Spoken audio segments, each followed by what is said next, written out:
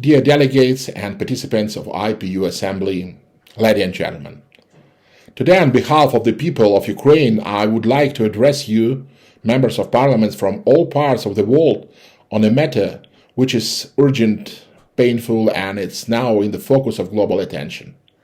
On February 24, 2022, the Russian Federation viciously attacked, unleashing a military invasion of the scale unseen in Europe since the Second World War.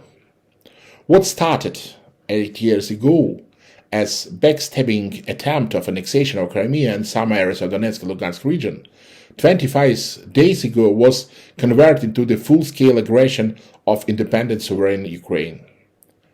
Peaceful cities and towns are brutally attacked by air and missile strikes. People are forced to spend days and nights in bomb shelters. They lack food, drinking water, and medicines. Many areas are facing a true humanitarian disaster. There is no medical care, water supply, electricity, and heating. The million people have become refugees. Over 2 million have been internally displaced. The Russian regime is striking our capital, Kyiv, and many other cities and towns, hitting civilization infrastructure and killing innocent people, the elderly, women, and children. Over 100 children have already been killed by the Russian invaders. We strongly condemn the seizure of Zaporizhia nuclear power plant, the largest one in Europe, by the armed force of the Russian Federation. A nuclear disaster, if it occurs at this facility, may exceed in a scale all previous nuclear accidents in human history. Looks like that by seizing both Zaporizhia and Chernobyl power plant, nowadays and Kremlin is blackmailing the whole Europe with a threat of radioactive nightmare larger than one of the survived in 1986. Against all odds, our nation is continuing its heroical struggle for freedom, independence, and its right to choose its own future. We are fighting today for our and for your freedom. European and global security are today under threat. Russia has trampled upon international law. It is turned today into cyber-rattling pariah state, treating the whole world with its nuclear weapons. We are grateful to the independence community for your assistance, solidarity, and support. We are grateful to the 141 UN member states who supported the United Nations General Assembly resolution condemning the violation of international law by the Russian aggressor state. We are grateful to all the Council of Europe member states who decided to exclude the Russian Federation from the organization.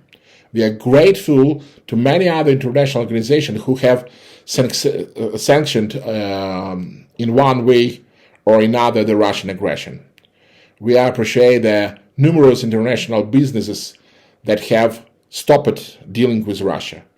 We are sincerely grateful to many IPU members' parliaments who have expressed their support for our struggles and condemned the aggressor, as well as personality to IPU President Raди who paid a visit to Ukraine just a few days before the war started, in order to express strong support to our country, sovereignty and independence. We are grateful to those countries who have helped us in our efforts to reach peace, as well as to those countries who have provided us and material and technical support. We do not forget those who have been sent to women and children in their homes, as well as sending us humanitarian assistance, which we need too much today. However, we are fact that this war is continuing already the 4 weeks in a row. Shows us that it's not enough. We call on to mobilize the potential of the members of your national parliaments to stop Russia, to put an end to death and destructions, and to stop war crimes being committed against the Ukrainian citizens, women and children by Russian invaders. Parliaments of three Baltic states, Latvia, Lithuania, and Estonia, see last week a great example of what members of parliaments could do. You can call on your governments to create a non-flying zone over Ukraine. You should do this for the sake of millions of people in Ukraine and for the sake of European and world security. We expect that the Interparliamentary Union will voice its principal position against the blatant violation of international law by the Russian Federation. We will just together. Glory to Ukraine, glory to heroes.